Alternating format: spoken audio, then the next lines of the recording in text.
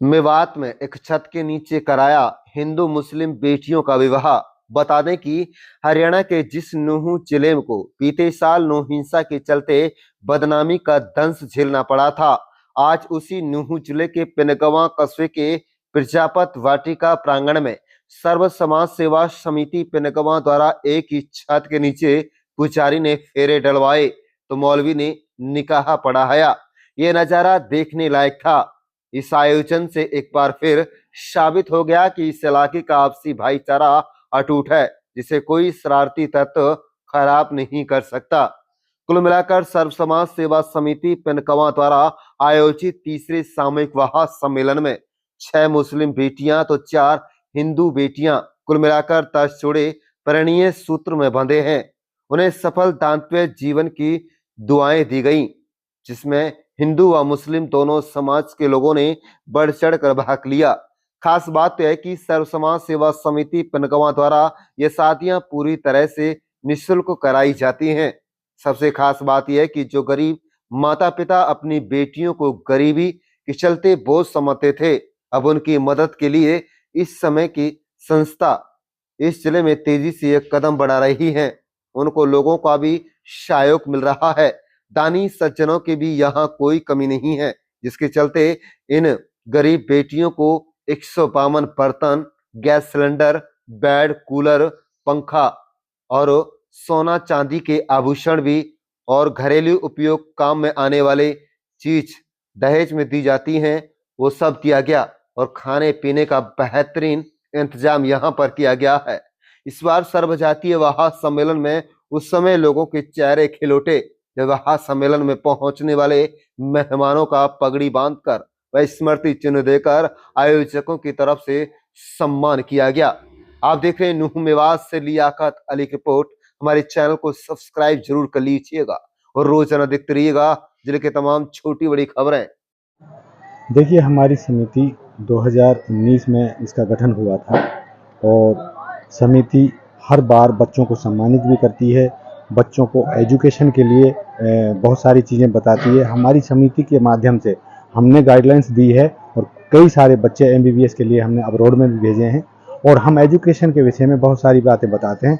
आज हमारी समिति का एक बहुत बड़ा सहयोग है, बहुत बड़ी एक मिसाल है कि एक तरफ यहाँ फेरे पड़ेंगे, एक तरफ निकाह होगा।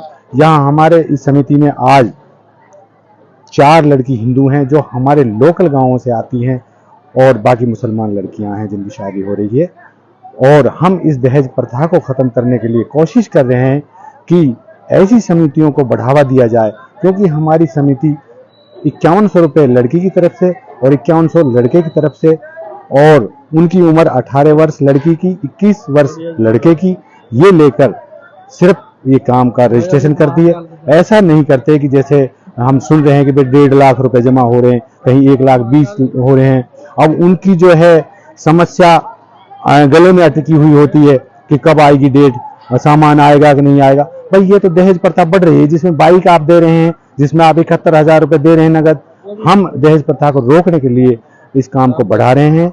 हम सिर्फ शिक्षा और दहेज को रोकने के लिए हमारी समिति भाईचारे के लिए इस काम को कर। जैसे कि आप देख रहे हो, आज हमारा 5 मार्च 2024 को तीसरा सम्मेलन होने जा रहा है। 2022 और 2023 में हम 2 बार सम्मेलन कर चुके हैं। आज 2024 में हमारे यहाँ पे 12 लड़कियों की शादी की जा रही है, जिसमें हमारे पास 10 मुस्लिम जोड़े हैं और 2 नॉन मुस्लिम जोड़े हैं।